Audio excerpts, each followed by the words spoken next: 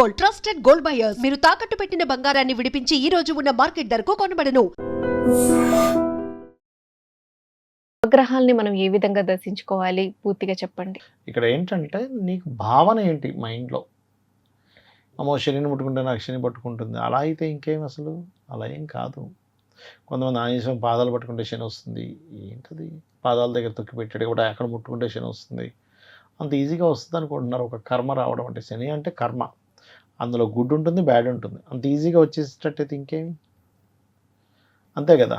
బాగా అపరకు పేరుంటున్నాడు, ఆయన తీసుకెళ్ళి శనిని ముట్టుకోమనండి అవుతాడేమైనా, సడన్గా అప్పటికప్పుడు పోతాయి అన్నీ, తాకకూడదు అనే నియమం అయితే అలా అయితే ఇప్పుడు లక్ష్మీదేవి పాదాలు ఉంటాయి, పోయి ఇట్లా ముట్టుకోగానే వెంటనే వీడికి అపరకు పేరుడు అయిపోతాడా, వీడి కర్మ ఉంటుంది ఒకటి, కర్మను బట్టి. కాకపోతే నువ్వు ఏ భావనతో తాకుతున్నావు, అమ్మ లక్ష్మీ అమ్మవారి నాకు మంచి జరుగుతుందనో, లేకపోతే అమ్మవారి పాదాలు నేను తాకాలనే భావనతో తాకడం వేరు. అందరికీ లక్ష్మి, ఈ విశ్వంలో ఉండే లక్ష్ములన్నిటికీ ఇవిడే కదా అనే భావనతో నువ్వు తాగినప్పుడు నీకు అనుగ్రహం వస్తుంది. అంతేగాని ముట్టుకోగానే మారిపోయేటట్టు ఏంటి, అదేమైనా మంత్రం, ఇలా ముట్టుకోగానే వీడు పేదవాడు అయిపోతాడు ఇలా గొప్పవాడు అయిపోతాడని తాకొద్దని అయితే నియమం లేదు. కాకపోతే మనం అనవసరంగా అంత చెత్త చెదారం చేస్తామనే ఉద్దేశంతో కొన్ని కొన్ని టెంపుల్స్లో కొన్ని ఆంక్షలు పెడతారు.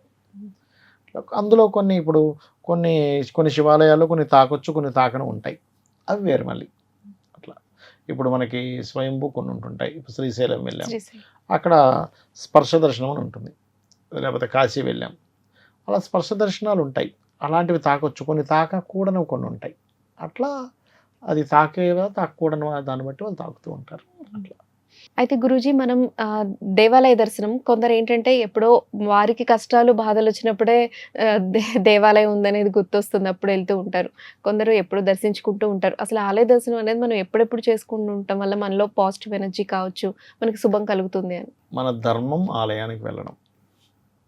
ఆలయానికి ఎందుకు వెళ్తున్నాము అంటే కృతజ్ఞతాభావంతో, అక్కడ మన వంతు ఏదైనా సహాయం చేయగలమా. మీరు ఎంత రెగ్యులర్గా వెళ్తూ ఉంటే అంత పాజిటివ్ ఎనర్జీ మీకు వస్తుంది. జిమ్కి రోజు వెళ్తే మంచిదా, వారానికి ఒకసారి వెళ్తే మంచిదా అంటే రోజు వెళ్తే ఫిట్నెస్ ఉంటుంది. ఆధ్యాత్మికమైనటువంటి శక్తి ఏదైతే మీకు రావాలనుకుంటారో, రోజు పూజ చేయడం, రోజు ఆలయానికి వెళ్ళడం, రోజు ఏదైనా ఒక జపం చేసుకోవడం, మంత్రం తీసుకొని, ఇవన్నీ కూడా మీకు స్ట్రెంగ్త్ని పెరుగుతుంది. ఎందుకంటే ఆత్మశక్తి పెరుగుతుంది. ఆలయానికి వెళ్ళడం వల్ల ఆత్మశక్తి పెరుగుతుంది. జిమ్కి వెళ్ళడం వల్ల ఎలాగైతే శారీరకమైన శక్తి పెరుగుతుందో ఆత్మశక్తి పెరుగుతుంది. ఆత్మస్థైర్యం వస్తుంది దానివల్ల మీకు ఎటువంటి నెగటివ్ ఎనర్జీ మీ చుట్టూ రాదు. ఇప్పుడు చూడండి, ఇప్పుడు మనం అనుకుంటాం ఓన్లీ గ్రహస్థితి వల్ల, గ్రహస్థితి అనే కాదు, కొన్ని పిశాచ యోగాలు ఉంటాయి. ఆ పిశాచ యోగాలు మనిషికి కనెక్ట్ అయినప్పుడు ఏమవుతుందంటే మనిషి డౌన్ఫాల్ అవ్వడం స్టార్ట్ అవుతాడు. రోజు ఆలయానికి వెళ్ళండి, ఎక్కడ డౌన్ఫాల్ అవ్వడం మనిషి, కనీసం ఉన్న స్థితిలో అయినా అలా ఉంటాడు, నువ్వు కోటీశ్వరుడు అవ్వకపోయినా.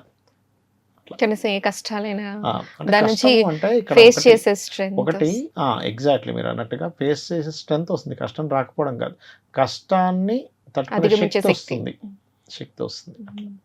అలాగే ప్రదక్షిణాల గురించి కొంతమంది 3 ప్రదక్షిణాలు చేస్తే మంచిది అంటారు, కొంతమంది 9 ప్రదక్షిణాలు అంటుంటారు. దీని గురించి పూర్తిగా వివరించండి. కరెక్ట్ అయితే 3 సరిపోతాయమ్మా. మొక్కు ఉన్నప్పుడు ఇప్పుడు చిరుకుని బాలాజీ 41 ప్రదక్షిణాలు చేస్తారు, అది మొక్కు వేరు. మొక్కును బట్టి ఇన్ని ప్రదక్షిణాలు చేయడం, కొంతమంది 108 ప్రదక్షిణాలు చేస్తారు. నాకు తెలిసి ఒక టెంపుల్లో ఒక బాగా ఏజ్డ్ పర్సన్, ఇప్పుడు లేదు ఆవిడ, ఒక 80-90 ఏళ్ళు ఉండేది, అప్పుడు రోజు 108 ప్రదక్షిణాలు చేసేది. అంటే అదొక ఆనందం. ఇక్కడ ఏంటంటే నువ్వేం చేసినా ఆనందంగా చేయి, హ్యాపీగా చేయి, అంతేగాని ఏదో ఇప్పుడు చేయాలి, ఇప్పుడు అనేసుకున్నాను బాబోయ్ ఏంటిది ఎప్పుడు అవుతాయి అలా చేయకు. ఎందుకంటే నువ్వు మనసులో అనుకునే ప్రతిదీ కూడా భగవంతుడికి తెలుస్తుంది. అలా చేస్తే నీ రిజల్ట్ అలాగే వస్తుంది అంట. నేను ఒక విషయం అనుకొని మనం వెళ్ళాము, ఏదో కష్టంగా వెళ్ళాము, నీకు వచ్చే రిజల్ట్ కూడా కష్టంగానే వస్తుంది. నువ్వు ఇష్టంగా వెళ్ళావు, ఇష్టంగానే వస్తుంది రిజల్ట్ కూడా. అలాగే దేవుని గుడికి వెళ్ళి వచ్చేటప్పుడు ఎక్కడికి వెళ్ళకూడదు, ఇంటికే రావాలి అంటూ ఉంటారు. ఇది దీనిలో ఎంతవరకు ఉంటారంటే ఏం లేదు, ఆ ఎనర్జీ డైరెక్ట్గా ఇంటికి వస్తుందని, అంతేగానే ఎక్కడికి ఏం పోదు. అదేమి అంత ఈజీగా ఇటంగా ఇటు వెళ్ళిపోవడం లాంటివి ఏం జరగవు. అయితే గుడి ముందు చాలా మంది బిచ్చగాళ్ళు ఉంటుంటారు గురువు. కొంతమంది ఏంటంటే ఇప్పుడు కాలంలో వారు అంటే నిజంగా వారి పరిస్థితి బాగాలేక బిచ్చగాళ్ళు అవ్వడం వేరు, లేదంటే అందరికీ కొంతమంది వేస్తూ ఉంటారు. దీని గురించి గుడి ముందు వేసే దాని గురించి పూర్తిగా వివరించండి. ఇప్పుడు బిచ్చగాడికి నువ్వు డబ్బులు వేయడం అనేది వంటిది కూడా ఇక్కడ 2 రకాలుగా కొంతమంది ఏం చేస్తారంటే, దగ్గరకు వేయనండి, ఎవరికైనా కావాలంటే ఒక వాళ్ళు బాగుపడడానికి వాళ్ళకి ఏదైనా హెల్ప్ చేస్తా, సపోర్ట్ చేస్తా అంటారు. అది మంచి పద్ధతి. ఎందుకంటే బెగ్గర్స్కి వేయడం వల్ల అనవసరంగా పెరిగిపోతున్నారు, అదొక బిజినెస్లా తయారైపోయింది అనేటువంటి భావంతో కొంతమంది ఉంటారు. కొంతమందికి పాపం వాళ్ళ స్థితి అలా అయిపోద్ది, బెగ్గింగ్ చేసుకుంటే కానీ వాళ్ళు బతకలేని స్థితిలో ఉంటారు. అలాంటి వాళ్ళు కొంతమంది ఉంటారు. అయితే ఇక్కడ ఏంటంటే మనం చూడగానే వెంటనే దాన్ని డెసిషన్ చేయలేము, డిసైడ్ చేయలేము. గుడికి వెళ్ళొచ్చి ఖచ్చితంగా వాళ్ళు వెయ్యాలా అని చెప్పి వెయ్యాలని నేను రూల్ ఏం లేదు. గుడికి వెళ్ళినప్పుడు వాళ్ళకి ఖచ్చితంగా వెయ్యాలని రూల్ లేదు. మీరు ఎలా ఫీల్ అవుతున్నారు, మీరు మంచి పని చేయడం ముఖ్యం అక్కడ. ఇప్పుడు నేను మొన్న ఏదో చూసా, ఏదో మాట్లాడుకుంటున్నప్పుడు బెగ్గర్స్కి వెయ్యకపోతే ఏమైనా శాపం తగులుతుందా అంటే, ఇక్కడ ఒకటే అలా కాదు. ఇక్కడ ఏంటంటే నీకు వేయాలనిపిస్తే వెయ్యి, లేకపోతే లేదు. దానివల్ల నీకు వచ్చేది ప్రత్యేకంగా కాదు అని వాళ్ళతో మనం వద్దు లేదు మంచి చేయగలగాలి. అంటే నువ్వు బెగ్గర్కి వేయడం కంటే కూడా ఇంకోటి నువ్వు హింస పెట్టకపోతే మంచిది దానికంటే. ఎలా అంటే ఇప్పుడు నువ్వు ఒకడిని ఏదో అన్యాయం చేసి నువ్వు డబ్బులు కొట్టేసావు, ఎగ్జాంపుల్, నువ్వు మళ్ళీ అందరం తీసుకుని బెగ్గర్కి వేసావు, అదే నీకేం పుణ్యం ఏం రాదు. నువ్వు ఇక్కడ అన్యాయం చేసావుగా. అంటే వాళ్ళకి ఇవ్వకపోతే కొంతమంది ఏంటంటే లేదు నా దగ్గర లేవు అంటుంటారు. ఆ మాట కూడా అంటూ ఉండకూడదు, నిజంగానే లేకుండా పోతే అని అంటూ ఉంటారు. ఇవన్నీ నిజంగా చిల్లర లేనప్పుడు లేదని చెప్పొచ్చు, లేకపోతే నేను ఇవ్వనని చెప్పొచ్చు డైరెక్ట్గా. కాకపోతే మాటికి లేదు లేదు లేదు అనేటువంటి వర్డ్ వాడకూడదు అంటూ మన వాక్ కంటూ ఒక శక్తి ఉంటుంది కదా. లేదు లేదు అంటే అది లేకుండా పోతుంది అంటారు, అది నిజమే. అది కాకపోతే బాబు ఎల్లు బాబు అనొచ్చు మనం, నా దగ్గర లేదు నిజంగా లేదు చూసుకోండి అని ఉంచుకొని లేకపోవడం అలా చేయకూడదు అంతే. వాళ్ళు కూడా ఇప్పుడు స్కానర్స్ పెట్టుకుంటున్నారు. అయితే మీరు అన్నట్టు వేరే వాళ్ళని మోసం చేసి వీళ్ళకి ఇవ్వడం వల్ల వాళ్ళకి ఏం అంటే ఒకరిని మోసం చేసి ఒకరికి దానం చేయడం వల్ల అదేం ఉండదు. అది అనవసరంగా మనం ఈ మోసం చేసిన ఫలితం ఒకటి వస్తుంది కదా, దీని ఫలితం రాకపోగా. అయితే గురుగారు ఆలయంలో చాలా మంది దానం చేయాలి అనుకుంటే ఏ దానం చేయడం శ్రేష్టమైంది? ఎప్పుడైనా కూడా అమ్మ అన్నిటికంటే అన్నదానం గొప్పది. అవతల వాడికి ఏది లేదో అది ఇవ్వడం గొప్పది. ఇప్పుడు ఒక రోడ్డు మీద ఒక వ్యక్తి నిద్రపోతున్నాడు, చలికాలం, దుప్పటి కూడా లేదు, దుప్పటి ఇవ్వడం మంచిది. అక్కడ ఏది అవసరం అది ఇవ్వాలి. దాహం వేస్తుంది, నీళ్ళు ఇవ్వాలి. ఇప్పుడు మీకు బాగా దాహం వేస్తుంది, బిర్యానీ పెడితే ఏం చేస్తారు, నాకు బిర్యానీ కదా ఫస్ట్ నాకు నీళ్ళు ఇవ్వండి అంటాం. మనిషికి ఏది అవసరమో అది నువ్వు దానం చేయి. విద్య అవసరమో విద్య దానం చేయి, నీళ్ళు అవసరం నీళ్ళు దానం చేయి, బట్టలు అవసరం బట్టలు దానం చేయి. అంటే ఆలయానికి సంబంధించి కొంతమంది దానం ఇస్తూ ఉంటారు, బండలు. అక్కడ ఏది అవసరం అది ఇవ్వాలి. అవసరమైంది భార్యాభర్తల్లో కూడా చూడండి, నాకు ఇవన్నీ కాదండి అతను మాట్లాడడం కావాలంటది కొంతమంది.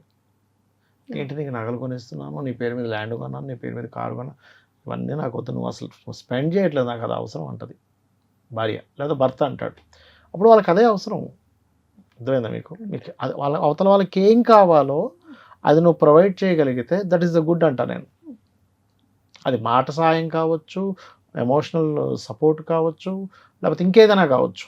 అవసరమైన దాన్ని ఇవ్వడంలో వారికి పూర్తి ఫలితం, ఆనందం వస్తుంది అంటారు. ఆలయ దర్శనం గురించి పూర్తి వివరణ ఇచ్చారు. ధన్యవాదాలు గురుగారు. శ్రీమాత్రే నమః. And for more videos, please subscribe to iDream. Please subscribe to iDream. Please subscribe iDream. And please subscribe to iDream. For more videos, subscribe to iDream.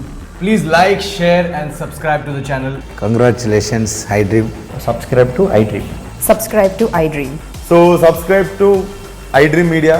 iDream ki iDream team andarki huge congratulations. Please subscribe iDream Media. Please subscribe to iDream. Subscribe iDream. Please subscribe to iDream. iDream అంటే నా కళల ఛానల్ను subscribe చేసుకున్న నోరు తిరుగుతలేదు, మీరైతే గంట గుర్తు కొట్టండి. For more such videos, please subscribe to iDream. Subscribe to iDream. Please subscribe to iDream. Please subscribe iDream Media. Please do subscribe to iDream. Please subscribe to iDream Media. For best entertainment and information, please subscribe iDream. And don't forget to subscribe to iDream.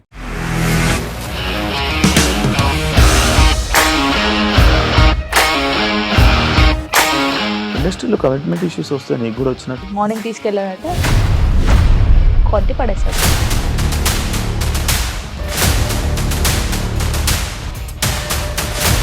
వాళ్ళు కూడా చూడలేదు ఈ cinema అని చెప్పడానికి కూడా చాలా ధైర్యం కావాలి. అది నిజం కదా, దాంట్లో ధైర్యం ఏంటి? ఇది నెక్స్ట్ డే ప్లేట్ మార్చేస్తే తప్పు కదా. As of now, we are comfortable this అని నేను అనుకుంటున్నాను. రష్మిక గారిది మీది ఒకే ఊరు అంట కదా.